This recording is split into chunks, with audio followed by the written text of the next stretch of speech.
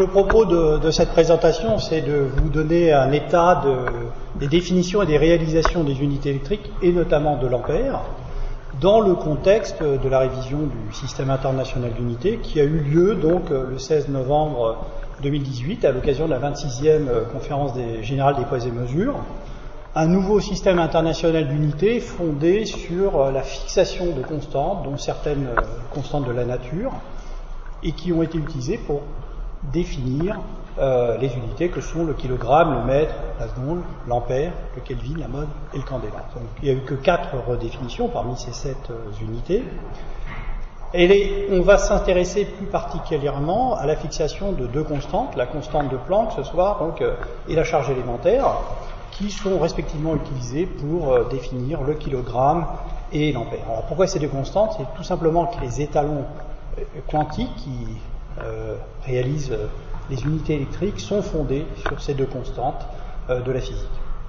Alors avant de passer au nouveau SI, je vais m'attarder sur l'ancien SI, qui est toujours en pratique jusqu'au 20 mai 2019, tout simplement pour montrer ses limitations dans son impact limitant pour les unités électriques. Donc le SI, c'est un système cohérent d'unités dont les définitions sont supposées évoluer avec le temps pour intégrer la connaissance physique au fil du temps, et tout en assurant quand même des définitions qui doivent assurer la possibilité de réalisation pratique. Donc l'état des réalisations des définitions était le suivant, avant le 16 novembre. Donc vous reconnaissez la définition du kilogramme fondée sur un artefact, et depuis 1875. Il y a une définition qui était intéressante quand même, c'est la définition du mètre, qui était fondée déjà depuis 1983 sur la fixation d'une constante, la vitesse de la lumière. En fixant sa valeur, on définit le mètre à partir de la seconde. Et cela a été possible du fait de la capacité de la technologie des lasers. Alors, en ce qui concerne les unités électriques, sont fondées sur l'ampère, et la définition datait de 1948. Elle était fondée sur la force d'ampère, donc sur une base d'électromagnétisme. Alors, plus précisément, l'ampère était l'intensité d'un courant constant qui, maintenu dans 2 conducteurs parallèles rectilignes de longueur infinie, section circulaire négligeable et placée à une distance de 1 mètre l'un de l'autre dans le vide, produira entre ces conducteurs une force égale à 2×10⁻⁷ newtons par mètre de longueur. Donc elle est fondée sur la force d'ampère, établie par Marie-André Ampère, et elle fait la liaison entre l'ampère et le newton au travers d'une constante, μ0. Alors, cette force d'ampère, elle s'explique par 2 lois. La force de Laplace, qui dit que lorsque vous prenez un conducteur et faites parcourir par un courant sous la présence d'un champ magnétique, il s'exerce une force sur ce conducteur. Et la loi de Biot et Savart, qui dit que si un courant circule, eh bien, il génère un champ magnétique. Et cette constante réapparaît dans cette loi de Biot et Savart. Elle correspond à la constante magnétique du vide, et elle est fixée par cette définition, une valeur fixe de 4π 10⁻⁷ angli par mètre. Alors, la compréhension microscopique de cette force d'ampère n'était pas établie à l'époque. Pour ça, il fallait comprendre que le courant était porté par des particules élémentaires, en l'occurrence l'électron, qui fut découvert en 1897 par Joseph John Thomson, qui confirma qu'il existait une particule de valeur, de charge quantifiée. Il fallait aussi comprendre l'origine des forces de Laplace. Il fallait découvrir pour cela la force de Lorentz, qui est une force qui s'applique sur une particule chargée. Elle est composée de 2 composantes, une composante qui est au champ électrique, QE, et une composante qui est au champ magnétique, QV vectoriel B. Alors, si on applique ces forces de Lorentz aux charges mobiles, que sont les électrons dans le conducteur, et aux charges immobiles, que sont les cations du conducteur, l'ensemble étant neutre, eh bien, on retrouve la force de Laplace. Et pour comprendre l'existence d'un champ magnétique par l'application d'un courant, eh bien, cette compréhension a été synthétisée dans les équations de Maxwell. J'ai représenté la pancarte qui est au bas de la statue de Maxwell. Et cet ensemble d'équations décrit complètement les propriétés électromagnétiques du vide, et notamment, par exemple, l'équation de propagation de la lumière ou d'une onde électromagnétique. On voit apparaître dans l'équation, d'ailleurs, ces deux constantes, mu0, première que j'ai déjà évoquée, et epsilon 0, qui est la constante diélectrique du vide. Et leur produit, l'inverse de leur produit, est égal à c au carré, où c est la vitesse de la lumière. C étant fixé depuis 1983, ce qui signifiait que la constante diélectrique, epsilon 0, était aussi fixée, puisque mu0 est fixé par la définition de l'ampère.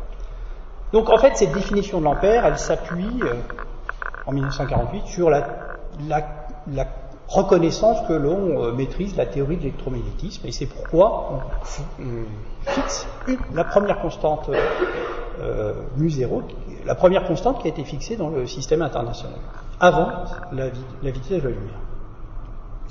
Alors, la mise en œuvre de cette définition est très difficile et peu précise. Et les meilleures mises en œuvre ont été faites par des balances de l'ampère, où l'on compare en fait la force exercée entre deux bobines concentriques au poids d'une masse dans le champ de gravité, et on fait donc le lien entre le newton et l'ampère. Mais ces réalisations donnent des réalisations de l'ampère limitées à des incertitudes de l'ordre de 10.6, tout simplement parce qu'on est limité dans le calcul du champ magnétique ou de la force liée au passage du courant dans une bobine. C'est un problème de mécanique, et donc c'est très limitatif. Alors c'est très embêtant, puisque la chaîne des définitions des unités électriques que j'ai reportées ici montre que toutes les unités dépendent de l'ampère. Le volt est obtenu à partir de la puissance, donc du watt et de l'ampère. L'ohm est obtenu par application de la loi d'Ohm au volt et à l'ampère. Le coulomb dépend de la seconde et de l'ampère, et le farad dépend du coulomb et du volt. Donc l'incertitude sur la réalisation de l'ampère impacte directement la réalisation de toutes les unités électriques. Alors heureusement, il a été possible de contourner le problème pendant une longue période en réalisant le farad et donc l'ohm à partir de la constante diélectrique epsilon 0 qui a été fixée en 1983. Ceci grâce à un étalon de capacité qui est fondé sur un théorème d'électrostatique qui stipule que les capacités croisées entre quatre conducteurs sont reliées par une relation mathématique.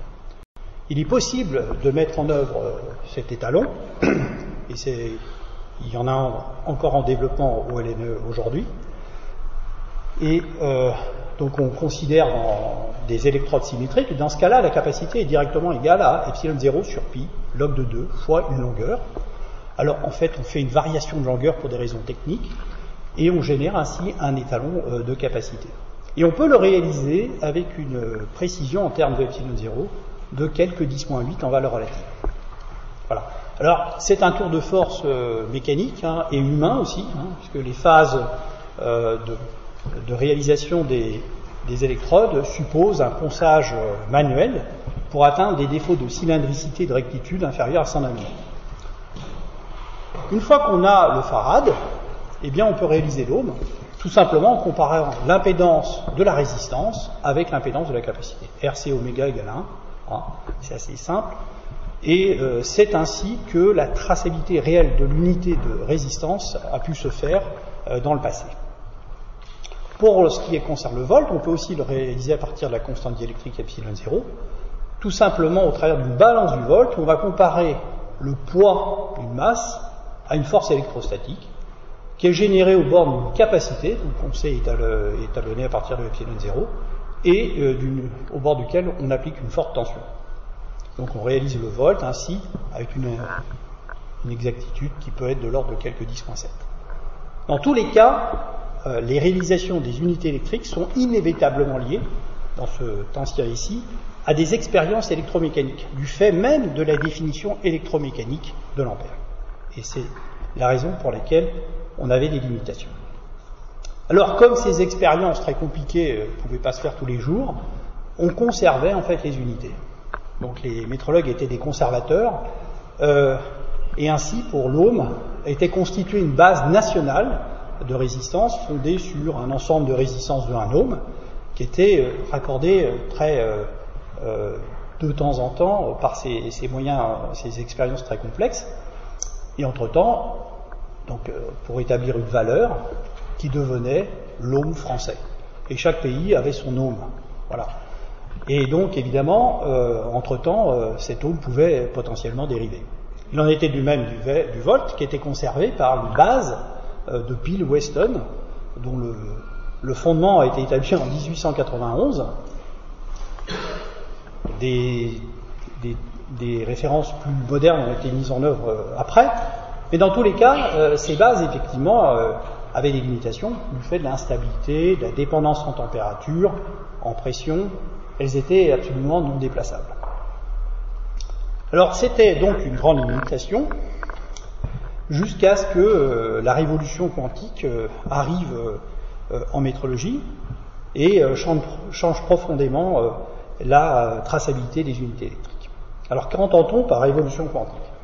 Alors je en profite pour essayer de donner des notions sur ce qu'est cette constante de Planck qui justement a été fixée dans ce nouveau ici. Alors elle a été introduite par Max Planck pour expliquer la densité spectrale d'énergie d'un corps noir. Donc quand vous chauffez un corps noir, il émet un spectre de lumière qui a un profil tout à fait particulier en forme de cloche. Le Soleil est un excellent corps noir avec une température effective de 5250 Kelvin. Il s'avère que les gens butaient sur l'explication de cette courbe. Ça a été résolu par Max Planck. Et pour résoudre ce problème, il a dû introduire l'idée que l'énergie dans le corps noir était quantifiée en unités de fréquence avec une constante de proportionnalité H nu, et des multiples de H nu. Alors les multiples de H nu n'apparaissent pas dans cette équation parce qu'il y a une moyennage statistique en température, mais on s'attendait à l'époque à ce que l'énergie moyenne des modes électromagnétiques soit proportionnelle plutôt à la température. Alors ce qui est important, c'est qu'il a ajusté les courbes et il a obtenu la valeur de H, 6,62 10⁻34 joules secondes. C'est Albert Einstein qui, un peu plus tard, en 1905, comprend qu'en fait, ce qui est quantifié dans le corps noir, c'est pas les états du corps noir, mais la lumière elle-même, et que la lumière est quantifiée en quanta H nu, qui correspondent finalement à des grains de lumière, des corpuscules. Et apparaît donc la notion de dualité onde-corpuscule. C'est-à-dire que la lumière se présente soit sous forme d'onde, soit sous forme de corpuscule. Par exemple, si vous appliquez les valeurs là, à la température de 5250 Kelvin, vous avez une longueur d'onde qui vous permet de calculer H nu, et vous avez 7,2 10⁻20 joules, une toute petite quantité, et qui correspond à 0,45 électronvolts pour ceux qui connaissent cette unité. C'est Louis de Broglie qui va généraliser ce concept de dualité en associant à tout objet ou toute particule une onde. Notamment une onde dont la longueur d'onde est égale à H sur P, où P est l'impulsion, donc pour une particule massive c'est mv. Alors ça avait une grande importance pour essayer d'expliquer la diffraction des électrons. En effet, si vous considérez la masse d'un électron et une vitesse qui est 1/50e de la vitesse de la lumière, qui peut être obtenue assez facilement, eh bien vous avez une longueur d'onde associée de 1 angstrom. Et si vous, finalement, regardez un objet, comme on regardera avec un microscope, avec des électrons, vous pouvez regarder des objets de toute petite taille à l'échelle de cette longueur de 1 angstrom. En l'occurrence, vous avez ici une image de microscopie électronique qui vous montre les atomes de carbone d'un feuillet de graphène. Alors, ce concept d'onde a été généralisé ensuite dans une équation, l'équation de Schrödinger en 1925, H xi égale IH bar dxi sur dc, que beaucoup de gens connaissent, je pense. Donc c'est une onde qui est associée à une particule, et il existe un opérateur d'évolution de cette onde. Alors je ne vais pas rentrer dans le détail, ce qui est important à retenir, c'est que le module de cette fonction d'onde, c'est la densité de probabilité de présence de la particule, et qu'évidemment, son intégrale est égale à 1, c'est-à-dire que la particule est dans notre univers, elle n'est pas dans un autre univers, tout simplement. Et ce qui est important, c'est que, il y a deux choses importantes, c'est que si on sépare la partie spatiale et la partie temporelle, dans le cas d'état stationnaire, cette fonction d'onde, qui est complexe, a une partie spatiale et une partie, un terme de phase, qui dépend de l'énergie. On retrouve à nouveau cette constante de Planck, moins I, E, T sur H bar. Alors pour ceux qui connaissent l'électromagnétisme, c'est similaire au terme de phase du monde électromagnétique, EI oméga T. Mais ce qui est surtout important, c'est que si on considère cette relation d'intégrale égale à 1 et des conditions de symétrie, les conditions limites, comme l'objet peut s'étendre dans l'espace, il peut sonder finalement son environnement, et ça a un impact parce que ça impose que les solutions de l'équation de Schrödinger sont discrètes. C'est-à-dire qu'il existe des solutions, mais discrètes. On ne peut pas trouver des solutions continues. Il n'y a qu'un certain nombre de solutions discrètes à l'équation de Schrödinger qui sont indicées donc par un paramètre entier, n égale 0, 1, 2, 3, qu'on appelle un nombre quantique. Et donc, pour chacun des états solutions de cette équation, eh bien, il y a une énergie. Et ces énergies sont discrètes. D'où la quantification de l'énergie. Alors, pour illustrer ça, si vous prenez un électron, par exemple, dans une boîte de une dimension, j'ai reporté ici les solutions de cette équation, et j'ai mis comme condition limite que l'électron ne sort pas de la boîte, donc l'amplitude de présence est nulle sur les deux bords. Et bien dans ce cas-là, vous observez effectivement une quantification de l'énergie. Et pour chaque état d'énergie, il y a une fonction d'onde différente qui ressemble aux harmoniques finalement d'une corde vibrante. Si vous prenez une boîte de 1 nanomètre de taille, et bien par exemple le premier niveau d'énergie a une énergie de 0,4 électronvolts. Un autre exemple de quantification de l'énergie, c'est celui qui a été résolu par Niels Bohr pour comprendre ce qu'était un atome et notamment les états des électrons autour de l'atome. Et il a introduit la quantification du moment cinétique, qui est globalement liée à la symétrie un peu de révolution de l'atome, et cette condition de symétrie impose la quantification de l'énergie. Voilà. Alors, par exemple, vous avez un exemple de fonction d'onde autour des atomes d'hydrogène. Vous voyez que l'électron n'est pas une particule fixe, c'est une onde qui s'étend et qui est diffuse. Voilà. L'électron est un peu partout. Voilà. Donc c'est ça cette notion d'onde. Alors un dernier principe, avant d'aller plus loin, c'est le principe d'incertitude. Vous avez remarqué que H était en joules secondes. C'est une énergie fois un temps. C'est ce qu'on appelle une action. C'est-à-dire qu'il y a une action minimale dans la mécanique quantique. On ne peut pas être en dessous de cette action. Et ça impose un principe d'incertitude entre l'énergie et le temps, alors, écrite sous la forme delta E, delta T supérieur à H bar sur 2, qu'on peut retrouver aussi, par exemple, entre la vitesse et la position, delta Px, delta X supérieur à H bar sur 2. Et ça dit qu'il y a une impossibilité fondamentale de détermination précise, simultanément, de certains couples de propriétés.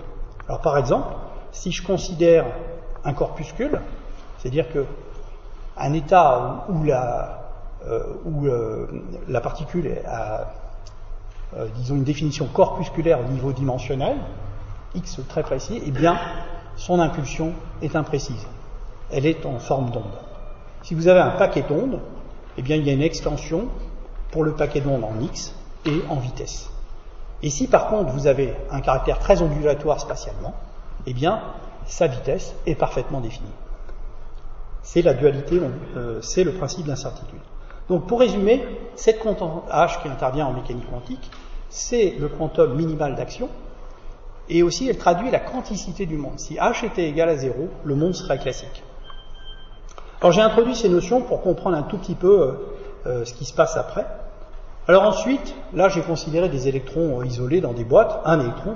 Évidemment dans un solide, il y en a plein. Ce sont des particules indiscernables, donc qui peuvent s'échanger. Et les états entre ces particules se mixent et forment des bandes. Alors j'ai un petit film qui vous illustre ce que sont ces bandes, qui a été fait par un collègue du LPS, Julien Bobrov. Alors il y a de la musique normalement, mais peut-être qu'elle n'est pas activée. Bon, c'est pas grave. En tout cas, vous aviez un atome avec des états. Si vous mettez plusieurs atomes, eh bien ils vont mixer leurs états et former des bandes. Mais il y a toujours des bandes qui sont séparées par des gaps d'énergie, un peu comme pour des particules uniques. Ensuite, les atomes peuvent partager leurs électrons, puisqu'ils sont indiscernables, et si vous remplissez ces bandes, eh bien, tant que la bande n'est pas remplie, ils peuvent bouger et ils ont un comportement métallique. Quand la bande est pleine, il n'y a plus d'état pour bouger, ils ne peuvent pas aller au-dessus parce qu'il y a un gap d'énergie et ils ne peuvent plus bouger, donc il y a un comportement isolant. C'est ce qui explique le comportement isolant ou métallique des solides. Voilà. Alors dans le cas du GS, qui est un matériau qu'on utilise en métrologie, vous avez l'exemple, la réduction des bandes utiles. Il y a un gap d'énergie, mais ce gap d'énergie est relativement limité, donc ce n'est pas un isolant, ça s'appelle un semi-conducteur. On peut doper un peu ce matériau pour qu'il devienne un peu métallique. Et alors dans ce cas-là, l'électron, finalement, dans ce système, il se comporte comme un électron libre, simplement sa masse effective est renormalisée, elle est beaucoup plus faible dans le GS que la masse dans le vide, ce qui fait que cet électron peut se déplacer relativement vite. Alors, maintenant je vais passer, ayant introduit cette notion de constante de Planck, aux effets quantiques qui sont utilisés en métrologie électrique, plus précisément. Alors le premier effet quantique, c'est l'effet Hall quantique, qui sert à réaliser l'étalon quantique de résistance, qui a été découvert en 1980 par Klaus von Glitzin, qui a eu le prix Nobel pour cette découverte. Alors c'est un effet qui survient dans un conducteur bidimensionnel, sous champ magnétique. Vous avez un exemple d'échantillon de Hall, donc qui est fabriqué à partir d'arsénium de gallium, et le schéma représente la géométrie de cet échantillon. C'est une géométrie de Hall qui est bien pratique parce qu'elle permet, si on envoie un courant dans cet échantillon en verre, de mesurer à la fois les tensions dans le sens de l'écoulement du courant, Vx, et les chutes de tension transverses, V de H, qu'on appelle tension de Hall. Alors si vous divisez ces tensions par le courant, vous obtenez des résistances. Qu'observe-t-on si on varie le champ magnétique? Eh bien, on observe que la résistance de Hall augmente d'abord linéairement quand on augmente le champ magnétique, et puis forme des plateaux. Des plateaux qui sont parfaitement quantifiés avec des résistances tout à fait précises. En même temps, la résistance longitudinale tombe à zéro, ce qui signifie qu'il n'y a pas de dissipation dans ce gaz. Donc ça a un état quantique tout à fait particulier où il n'y a pas de dissipation. Alors ce qui est important, c'est que la résistance de Hall sur ces plateaux est égale à une constante divisée par un entier, et cette constante, elle est théoriquement égale à H sur E au carré. Alors, ce qui est pratique, c'est que cette valeur, c'est pas des pentaohms, c'est pas des nano-ohms, c'est 25 kΩ. Donc c'est une résistance relativement pratique. Alors, cet effet, pour l'obtenir, il faut quand même être à basse température, typiquement 1,3 Kelvin. Il faut appliquer des champs relativement élevés, de l'ordre de 10 Tesla pour avoir des plateaux bien quantifiés. Mais dans ces conditions, la reproductibilité entre de la résistance de Hall mesurée sur différents échantillons à différents endroits de la Terre est inférieure à 10-10 en valeur relative. Alors comment on explique ça? Alors justement, si j'étais en physique classique, mon électron, sous l'action d'un champ magnétique, parce que je suis en 2 dimensions, aurait une trajectoire purement circulaire, une orbite cyclotron. Si je varie la vitesse initiale de mon électron, eh bien l'énergie varie, et l'énergie varie continuellement. Donc il n'y a pas de gap d'énergie. On est en physique classique. Mais comme je vous ai expliqué, on est en physique quantique, et donc l'orbite cyclotron est quantifiée. Pourquoi? Parce qu'il y a des conditions limites. En l'occurrence, il s'avère que la fonction d'onde, une fois qu'on a tourné de 2π, doit retrouver sa valeur, et cette condition simplement quantifie l'énergie. Et donc vous avez des niveaux parfaitement définis qui sont proportionnels qui sont égales à h bar oméga c, facteur de n plus 1,5. Alors oméga c, c'est la pulsation classique EB sur n, donc qui est proportionnelle au champ magnétique. Donc l'ensemble des états tombent dans des niveaux discrets, parfaitement séparés par un gap d'énergie. C'est-à-dire chacun de ces états correspond à des fonctions d'onde, donc on retrouve finalement un petit peu ce qu'on voyait sur l'atome de Borg, des fonctions d'onde qui ne correspondent pas à des objets ponctuels, mais qui sont diffuses autour d'un centre d'orbite. Alors si on met des chiffres, la taille typique de ces fonctions d'onde, pour un champ magnétique de 10 Tesla, est de l'ordre de 8 nanomètres. Vous avez une quantification des orbites des électrons dans le conducteur qui s'étend sur 8 à 10 nanomètres. Alors comment on explique après les comportements en résistance? Si j'étais en physique classique, ce que j'observe à faible champ magnétique, parce que je ne suis pas suffisamment fort, eh bien, tout simplement, quand j'envoie des électrons dans mon conducteur, du fait de la force magnétique de Lorentz, ils sont déviés sur un côté, ils s'accumulent, ce qui crée un champ électrique et un gradient de potentiel. Ensuite, le champ électrique s'oppose à la force magnétique et s'équilibre, si bien que les électrons continuent tout droit. Résultat, il reste juste une tension dite de Hall, qui est proportionnelle au champ magnétique, et donc la résistance est égale à B sur ENS. Elle varie linéairement avec le champ magnétique. Il faut remarquer que cette résistance ne dépend pas des dimensions du conducteur, et c'est une particularité du système 2D, 2 dimensions, et qui assure déjà une base d'universalisme. Maintenant, on est en mécanique quantique, le monde est quantique, et donc ce qu'on voit à fort champ magnétique s'explique d'une façon différente. Donc il va falloir considérer que la trajectoire est une orbite cyclotron quantifiée, et que l'énergie des électrons est discrétisée. Alors je vais considérer, alors là j'ai considéré au fil des ordres, qui élargit un petit peu ces niveaux très discrets. Ça va changer un petit peu le problème, mais c'est pas très grave.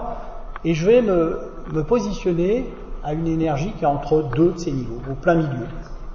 Et dans ce cas-là, à ces énergies, les électrons qui sont à l'intérieur de l'échantillon sont piégés par le désordre. Du fait de l'orbite cyclotron qui est toute petite, ils sont piégés par le désordre et ils ne peuvent pas porter de courant. Ils ne se déplacent pas. Et donc, l'intérieur de l'échantillon est un isolant. En revanche, à ce niveau d'énergie, sur les bords, j'intercepte les niveaux de Landau et leur centre où il existe des états qui peuvent porter du courant. Donc en fait, les propriétés de conduction de ce conducteur sont uniquement définies par la conduction des bords et par un nombre entier de modes de propagation d'électrons. Alors maintenant, il suffit de savoir quelle est la résistance d'un de ces modes électroniques. Alors il faut savoir qu'on s'intéresse quand même à des électrons, qui sont des fermions, qui sont des particules particulières, qui n'aiment pas s'accoupler avec d'autres, sauf avec celles qui ont un spin opposé. Mais disons que dans un état électronique, on ne peut mettre qu'un électron, on ne peut pas en mettre deux, on va oublier le spin. Donc je considère un mode électronique unidimensionnel. J'applique une tension d'un côté, donc je change le potentiel, et ça va pousser au déplacement des électrons, qui vont se déplacer dans des paquets d'ondes, comme j'ai dit. Il y a un côté ondulatoire. Mais dans chaque paquet d'ondes, je ne peux mettre qu'un électron. Maintenant, j'applique le principe d'incertitude. J'ai une incertitude sur l'énergie d'émission de ces électrons, delta E, qui est à l'intérieur de EV. Donc j'ai une incertitude sur la largeur, on va dire, typique du paquet d'ondes, en temps. Delta T égale H sur V. Comme le courant, qu'est-ce que c'est que le courant? C'est le débit d'électrons, donc c'est la charge électronique divisée par l'écart temporel entre les paquets d'ondes, delta T. Eh bien, I est donc égal à E sur H sur V, ce qui donne 2 sur H, V. Vous inversez et vous avez la résistance, elle est égale à H sur 2. Voilà. Donc, vous n'avez plus qu'à compter le nombre d'états. Alors là, ils sont en parallèle. Donc la résistance est égale à H sur N2. Alors pourquoi est-ce qu'on a un plateau? Parce que si on varie le champ magnétique, on déplace un petit peu ces niveaux d'énergie, mais tant que le niveau d'énergie auquel on scrute les électrons est entre deux niveaux de Landau, au centre, on n'intercepte toujours que des états localisés qui ne conduisent pas, et le nombre entier d'états conducteurs sur les bords ne change pas. Il reste égal, par exemple, dans ce cas-là, à 2. Et donc, on a un plateau. Voilà. C'est tout simple. Donc, cet état, évidemment, est protégé. Cet état quantique est protégé et fortement dépendant en termes de robustesse par l'écart entre ces niveaux Landau. H bar oméga c. Alors, si on met des chiffres, à 10 Tesla, cette énergie vaut 17 millivolts, ce qui correspond en température à 150 Kelvin. Donc il suffit de travailler à des températures bien plus basses que 150 Kelvin pour être robuste vis-à-vis de la quantification. Alors en l'occurrence, on va travailler à 1K. Alors comment fabrique-t-on ces conducteurs bidimensionnels? C'est de la technologie semi-conducteur. On utilise du GAS et des alliages de GAS. On fait des couches. Et à l'interface de ces couches, on peut créer un puits dans lequel les électrons sont confinés. Alors ce puits, il a une taille typique de 10 nanomètres, et du point de vue quantique, ils sont confinés dans une direction, et donc leur mouvement ne peut être que dans 2 dimensions. Alors la réalisation, elle s'appuie sur l'épitaxie par jet moléculaire, Donc, ce sont de gros instruments dans lesquels, fondés sur une enceinte à vide, on a des creusets d'arsenic et de gallium qui peuvent être chauffés, et les atomes vont aller former des monocouches atomiques, une par une, sur le substrat qu'on a choisi de mettre dans l'enceinte. Alors pour fabriquer ensuite l'échantillon, on utilise les techniques usuelles de fabrication de nanodispositifs et les techniques de lithographie. Lithographie, ça veut dire qu'on va faire un masque. On va dessiner finalement notre échantillon. Alors pour ça, on dépose une résine sur l'échantillon, et par exemple l'échantillon de GAS, et puis on va l'insoler, soit avec des rayonnements ultraviolets, ou soit par des électrons. Ça va changer les propriétés localement de la résine. En appliquant un développeur, on va enlever par exemple une partie de cette résine là où on désire. Une fois qu'on a enlevé cette résine, eh bien on peut alors déposer des métaux ou faire des gravures avec des plasmas, etc. Et donc de cette manière-là, on va construire l'échantillon aux dimensions requises. Évidemment, ça se fait dans des salles blanches, puisqu'il faut préserver la fabrication des poussières. Donc l'effet Hall quantique, c'est un effet universel et robuste. Pourquoi donc? C'est un effet qui repose sur des principes fondamentaux de la mécanique quantique, le principe d'incertitude et le principe de Pauli, qui consiste en ce principe d'exclusion des électrons. L'effet est universel parce qu'il est uniquement lié aux constantes fondamentales H et E, et la robustesse est assurée par le gap d'énergie H bar oméga C, c'est-à-dire qui est fondé sur la quantification de l'énergie en mécanique quantique. Alors quel est l'impact en métrologie? C'est qu'avant avant la découverte de l'effet quantique, la reproductibilité des zones nationaux était de l'ordre, comme vous le voyez, même jusqu'en 1985, de l'ordre de 1 à 2 10.6 en valeur relative. Donc assez élevé. Après la découverte de l'effet quantique, 10 ans après, eh bien la reproductibilité entre les laboratoires est de 10.9. Il y a eu un gain d'un facteur 1000 sur les incertitudes, sur la réalisation et la reproductibilité de l'unité de résistance. Alors comment en pratique on fait la mise en œuvre de l'effet quantique? Eh bien donc on place un échantillon à fort champ magnétique, à basse température, 1,3 Kelvin, et on va étalonner une résistance, par exemple de 100 ohms. Et on utilise pour ça un comparateur de résistance. Et vous avez ici le suivi typique d'une résistance de 100 ohms en fonction du temps, qui a été étalonnée à partir de l'effet quantique, et vous voyez qu'elle varie typiquement de donc 1 ppm 10.6 sur 6-7 ans. Et donc elle a été étalonnée journalièrement, enfin pas journalièrement, mais avec une précision de 10.9 en valeur relative. Et ensuite on édite un certificat d'étalonnage appliquant système qualité 17025, et la valeur est transmise à des centres d'étalonnage qui vont ensuite utiliser ces valeurs de référence pour étalonner d'autres résistances pour des utilisateurs, des industriels, etc. Alors comment on fait ces mesures de résistance? Donc mesurer, c'est en principe, c'est comparer. Donc on va comparer la résistance quantique à la résistance à étalonner. Alors pour ça, c'est simple. Pour simplifier, on utilise des sources de courant qui alimentent ces résistances de telle sorte que la chute de tension au bord de ces résistances soit égale. C'est vérifié par un détecteur de zéro. Quand c'est vrai, on a RS sur RP égale IP sur IS. Il n'y a plus qu'à mesurer le rapport de courant. Et ça, c'est fait par l'utilisation d'un transformateur parfait, qu'on appelle le CCC. Donc je ne vais pas rentrer dans le détail, c'est aussi un objet qui exploite des propriétés quantiques, la supraconductivité et les squids. Mais il permet de mesurer des rapports de courant avec une précision relative de 10-11, typiquement. Et ce, en termes des rapports de nombre de tours des enroulements de ce transformateur parfait. C'est pourquoi on fait circuler les courants dans les enroulements de nombre de tours ANP et NS. Donc, l'instrumentation dédiée à cette métrologie, ce sont des cryosystèmes, parce qu'il va falloir refroidir les échantillons et assurer des très forts champs magnétiques, jusqu'à, pourquoi pas, 20 Tesla. On a ensuite un échantillon qu'on place au bout d'une canne de mesure et qu'on enfonce dans ce cryostat. Et ensuite, on a des ponts de comparaison de résistance qui sont faits maison et des comparateurs cryogéniques qui servent justement de transformateurs parfaits. Donc c'est une instrumentation relativement lourde. Pour refroidir, on utilise de l'hélium liquide Voici le diagramme de phase. Il suffit de baisser la pression de l'hélium liquide pour refroidir jusqu'à des températures de l'ordre du Kelvin. Pour les champs magnétiques, on n'utilise pas des champs permanents, on utilise des bobines supraconductrices. Donc ce sont des bobines de fil dont la propriété est de ne pas avoir de résistance à très basse température. Donc typiquement, ces bobines sont elles aussi placées dans l'hélium à 4 Kelvin. Et on peut générer des champs de l'ordre de 20 Tesla. Donc ce sont des champs très très forts.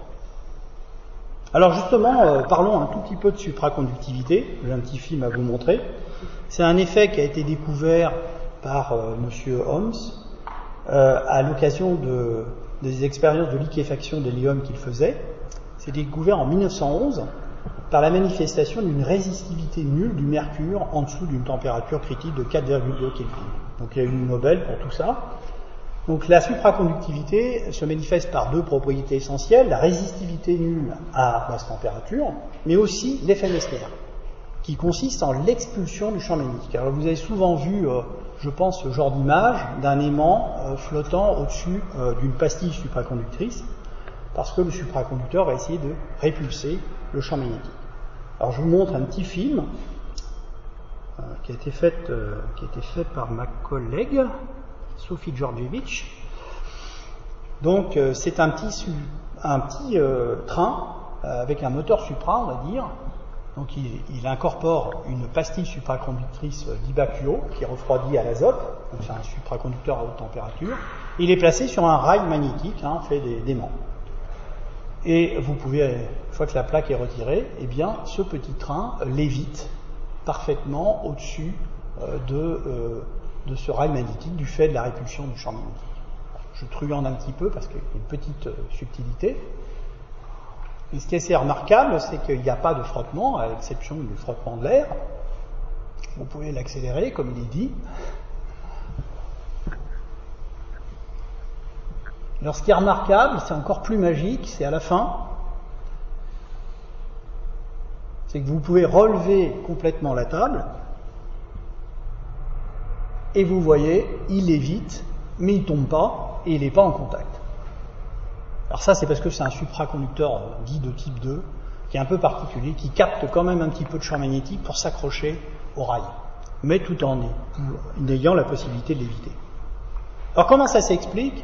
Ça a été expliqué qu'en 1957, dans le cadre d'une théorie qui s'appelle la théorie de BCS, c'est lié au fait que dans le réseau cristallin d'un solide, votre électron, en se déplaçant, il peut potentiellement attirer des charges positives du réseau, les cations, et ces charges se regroupent et vont avoir la capacité donc de donner un delta positif qui va attirer éventuellement un autre électron.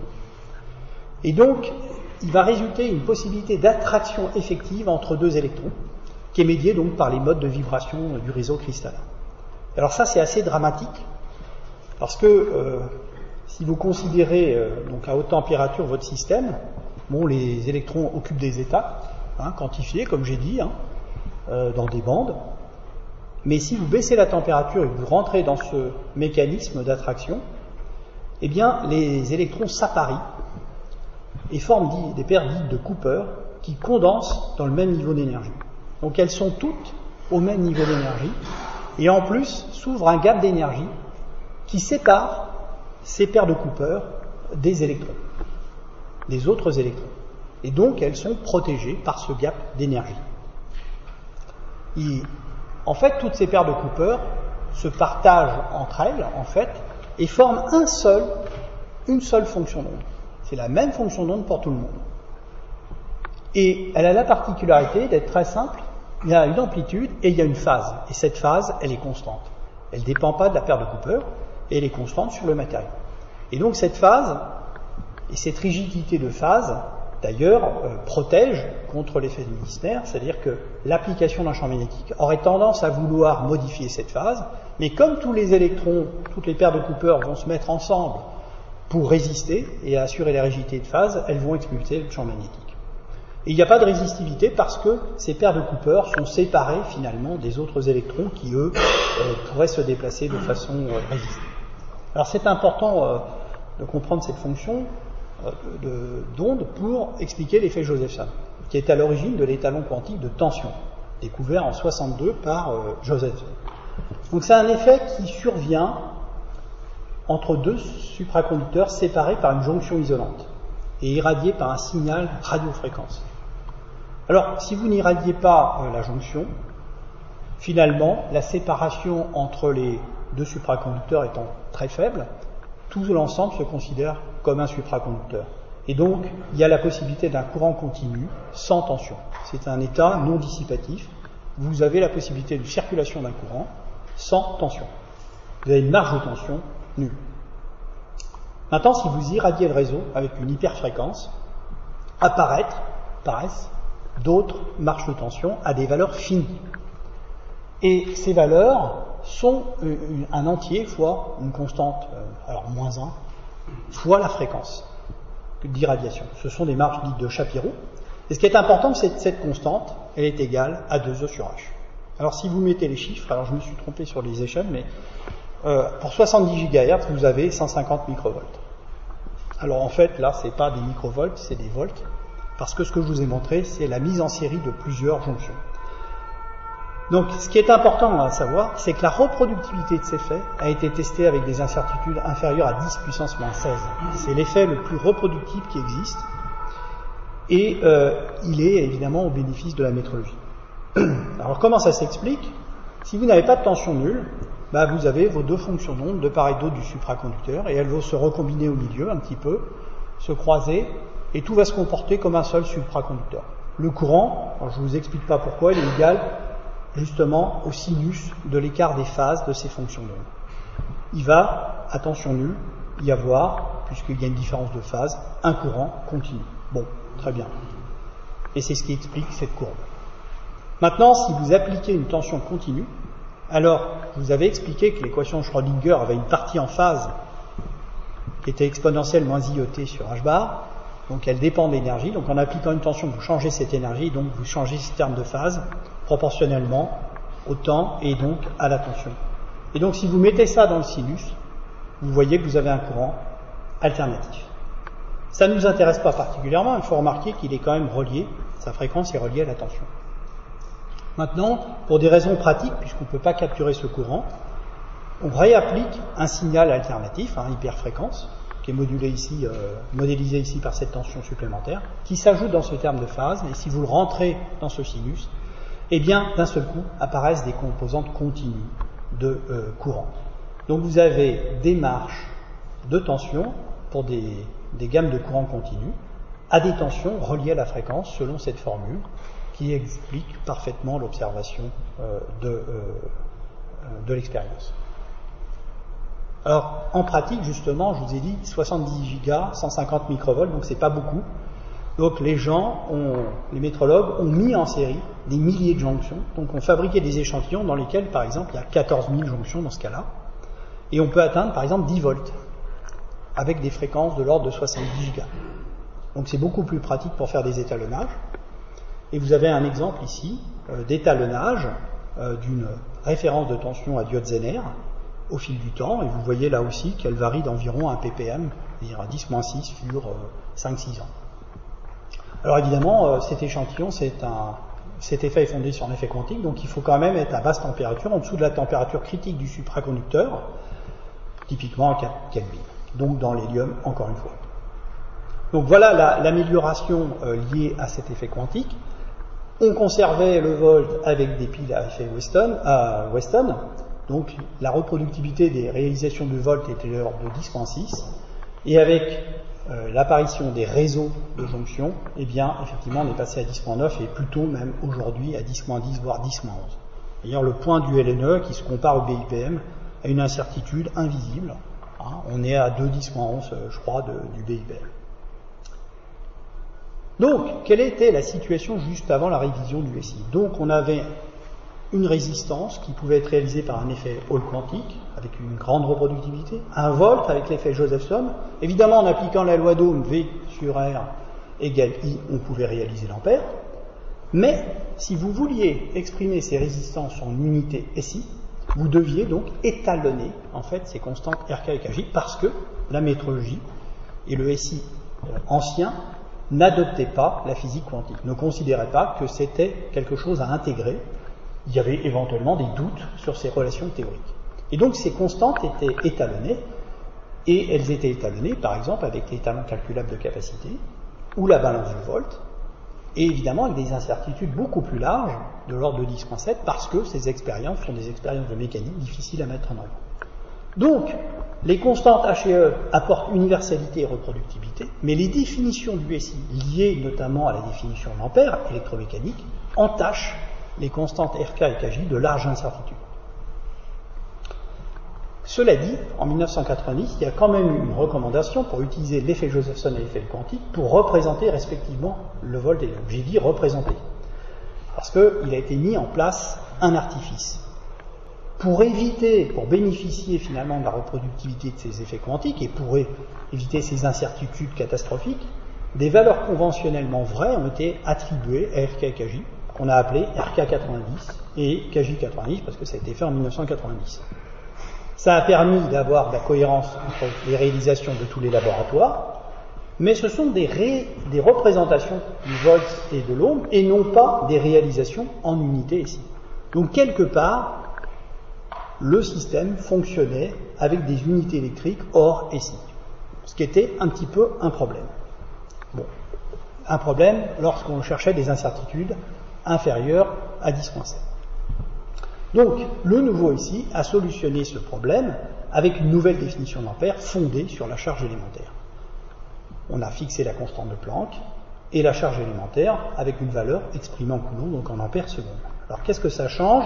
Alors, tout d'abord, je ne vais pas revenir sur la détermination de ces constantes H et E qui procèdent de nombreuses expériences, mais simplement, ces expériences ont pu montrer, tout d'abord, que ces constantes étaient bien en accord avec leur valeur théorique, parce qu'on peut déterminer K d'un côté et H sur E2, et KJ et 2E sur H. Il n'y a pas eu d'écart démontré avec des incertitudes de l'ordre de 10.8. Donc, les théories ont été finalement adoptées. À partir de là, on a pu déterminer des valeurs très précises de H et de E, des incertitudes, comme vous voyez, à 10.8, et les valeurs qui sont dans le nouveau ici, eh bien, sont des troncatures de digits de ces valeurs. Donc la nouvelle définition d'Ampère, symbole A, est l'unité de courant électrique du SI. Il est défini en prenant la valeur numérique fixée de la charge élémentaire E, égale à 1 602 176 634 10.19, lorsqu'elle est exprimée en coulomb, unité égale à ampères seconde, la seconde étant définie en fonction de la transition hyper fine du césium. Bon, grosso modo, le courant, c'est un débit ou un flux de charge élémentaire par unité de temps. C'est un petit peu plus rapide à dire. Donc ce nouveau ici a adopté des théories des effets quantiques. Donc KJ est égal désormais à 2E sur H. RK est bien égal à H sur E2. Comme H et E sont fixés, ces constantes n'ont plus d'incertitude. Donc l'effet Josephson et l'effet Hall quantique sont maintenant des vraies réalisations du volt et de l'ohm. Évidemment, on fait disparaître RK90 et KJ90. Alors la conséquence sur les certificats d'étalonnage, c'est que en fait ces valeurs RK et KJ sont un petit peu différentes des valeurs RK90 et KJ90. Donc il va y avoir un petit déplacement des valeurs numériques pour une résistance donnée de 10-7 pour le volt et de 2-10-8 pour l'ohm, donc des valeurs relativement peu gênantes pour l'utilisateur. Alors évidemment, ce nouveau ici valorise finalement les étalons quantiques. Alors il y a des progrès constants. Par exemple, dans le cas de l'étalon de Josephson, l'idée c'était d'organiser finalement les jonctions supraconductives sous forme de segments. Des segments de une jonction, deux jonctions, quatre jonctions, donc à croissance binaire. Et chaque segment peut être activé ou désactivé indépendamment des autres. Et donc il est possible de fonder une forme de réseau programmable de 14 bits ou 16 bits. Et avec un contrôle par ordinateur, il est possible en fait de générer un signal un petit peu arbitraire. Et vous avez un exemple ici. Donc c'est une forme de convertisseur numérique analogique quantique de génération d'une sinusoïde. Alors si vous regardez plus précisément, vous voyez qu'en grossissant, on voit les packs quantification. Mais ça permet de générer des signaux alternatifs jusqu'à l'ordre de kilohertz. Et en appliquant certaines techniques, d'avoir des références, d'exploiter ces références quantiques avec des incertitudes de l'ordre de 10.8. Alors dans le domaine des étalons quantiques de résistance, il y a eu aussi des innovations grâce à un matériau, le graphène, dont vous avez sans doute entendu parler. C'est un état du carbone. Vous connaissez le diamant, qui est avec un atome de carbone hybridé sp3, un état, on va dire, zéro-dimensionnel, le fullerène, le fou de baleine. À mon époque, on appelait ça le fou de baleine quand ça a été découvert. Le nanotube de carbone, et puis le graphite. Alors le graphite, c'est un ensemble de feuillets, c'est pour ça que c'est très friable. Si vous prenez un de ces feuillets, vous avez du graphène. Et il est possible d'isoler ce matériau.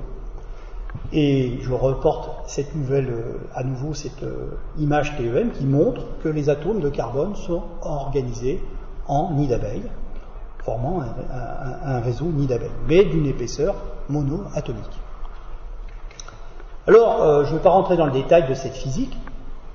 Il y a des niveaux de Landau aussi, une quantification de l'énergie sous champ magnétique, qui donne des niveaux des plateaux avec une hiérarchie un petit peu différente que dans le GAS.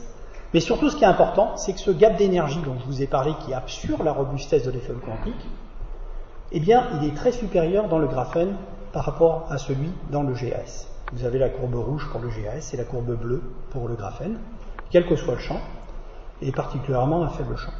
Et ça, évidemment, comme ça vous donne plus de robustesse sur l'effet quantique, vous pouvez imaginer avoir un étalon qui fonctionne à plus haute température et plus faible champ magnétique. Et c'est ce que le LNE notamment a démontré en 2015, dans un échantillon assez exceptionnel. Vous avez ici les courbes de plateaux de Hall à très basse température et à haute température. Par exemple, pour le GAS, à 100 K, l'effet quantique disparaît. Ce n'est pas le cas dans le graphène. Vous avez un plateau très large qui s'étend dès les champs magnétiques très faibles et qui est robuste jusqu'à une température typique de 100 Kelvin. Presque, cet effet a été observé jusqu'à température ambiante, avec des champs plus forts de l'ordre de 30 Tesla. Nous avons caractérisé la quantification et nous avons montré qu'on pouvait préserver une quantification de 10.9 en valeur relative pour des conditions expérimentales beaucoup plus pratiques, avec des champs aussi faibles que 3,5 Tesla contre 10 Tesla pour le GAS et des températures jusqu'à 10 Kelvin contre 1 Kelvin pour le GAS. On a aussi montré que la résistance de Hall dans le graphène et le GAS était parfaitement identique, avec des incertitudes inférieures à 10 puissance moins 10.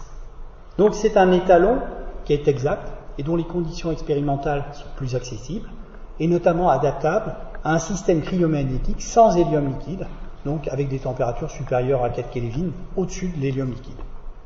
Donc on peut imaginer faire donc un étalon moins coûteux, plus pratique et plus disséminable. Alors je vais revenir maintenant, pour terminer, sur l'ampère quand même, puisqu'il est l'objet de la redéfinition, et je ne l'ai pas abordé, j'ai parlé de la résistance et de l'effet Josephson.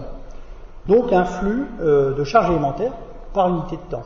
Comment réalise-t-on ça? Alors tout simplement, vous pouvez réaliser cette définition simplement en appliquant la loi d'Ohm à des tensions et des résistances qui sont étalonnées par rapport à l'effet quantique. I égale V sur R. Si vous prenez, vous raccordez V et R aux constantes fondamentales, en étalonnant ces résistances et ces tensions avec l'effet Josephson et l'effet quantique, eh bien vous retrouvez la charge électronique. Alors ça, c'est ce qui est pratiqué couramment dans le centre d'étalonnage du LNE, par exemple, et vous avez reporté en vert les incertitudes de réalisation de l'ampère en fonction de la gamme de courant, et vous voyez qu'on ne peut pas le faire avec des incertitudes inférieures à 10.6 pour des raisons techniques, et dès que vous êtes à des courants inférieurs au microampère, les incertitudes augmentent. Une autre alternative est liée à un autre effet quantique que je ne vais pas détailler, je vais vous épargner cela. On peut réaliser l'ampère à partir de la fréquence et du temps et de la charge élémentaire en manipulant des charges une par une à une fréquence de pompage définie. Alors il faut pour ça des dispositifs dits mésoscopiques de très petite taille. Ça existe et il y a eu des résultats évidemment pendant les 20 dernières années, donc ce qu'on appelle les SET, Single Electron Tunneling Devices. Et donc, ces générateurs de courant, ces sources monoélectroniques, elles ne peuvent générer que des tout petits courants, maximum 100 picoampères, et avec des incertitudes de l'ordre de 2,10.7. C'est pas si mal, mais en fait, leur mise en œuvre reste complexe, les courants sont faibles, et surtout, leur fabrication est très irreproductible. Donc, et la compréhension de ces devices n'est pas complètement achevée. Alors, je vais vous parler de ce que nous avons fait au LNE. je vous en dire un mot, pour contourner le problème, eh bien nous avons décidé d'appliquer directement la loi d'Ohm directement aux effets quantiques, à l'effet Hall quantique et à l'effet Josephson. Vous avez le courant qui est égal à V sur R, l'effet Josephson vous donne H sur 2 EFJ, la résistance H sur 2 E2, et donc vous trouvez EFJ. Et cette fois-ci, FJ, c'est la fréquence Josephson. Nous avons réalisé cette expérience. Donc nous avons notamment, dans ce schéma, on voit l'application d'un réseau Josephson programmable qui applique sa tension à un étalon de résistance, QHR. Et on a utilisé cette espèce de transformateur parfait dont je vous ai parlé pour amplifier ou diviser ce courant.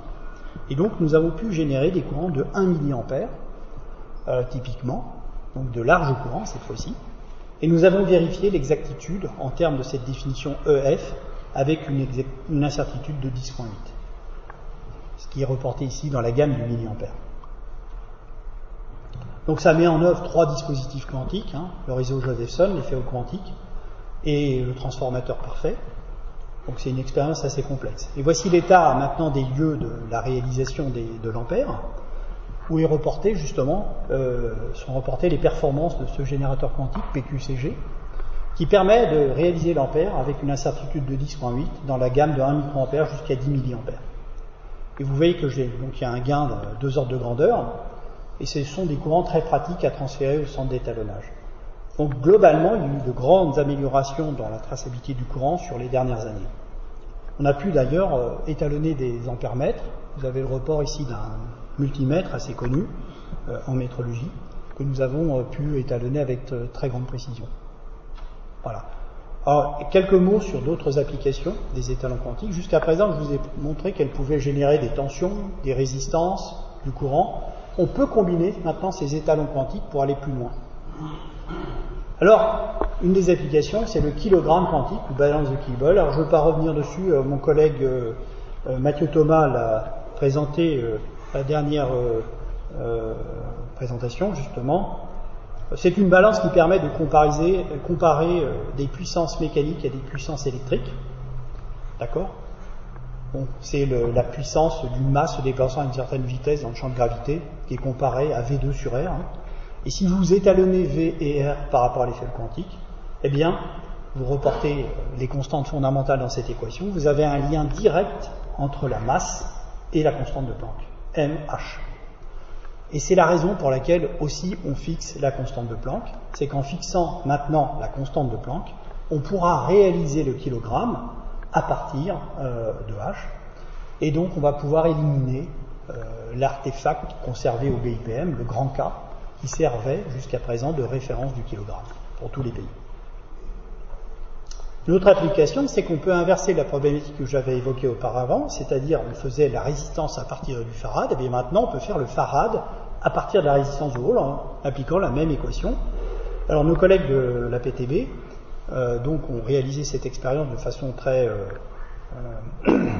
en mettant beaucoup de technologie, donc comparent la résistance d'un dispositif à effet Hall avec une kappa en utilisant en plus pour le point de comparaison des étalons de tension Josephson.